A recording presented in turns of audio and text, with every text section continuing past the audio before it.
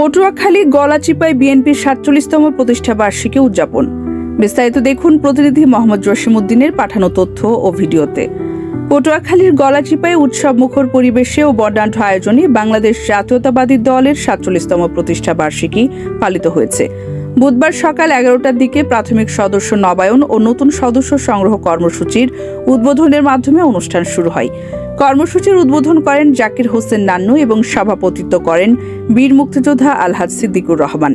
এ উপলক্ষে গলাচিপা উপজেলা ও পৌর বিএনপির উদ্যোগে পৌর মঞ্চ প্রাঙ্গণে আলোচনা সভা ও এক বর্ণাঢ্য র্যালির আয়োজন করা হয়।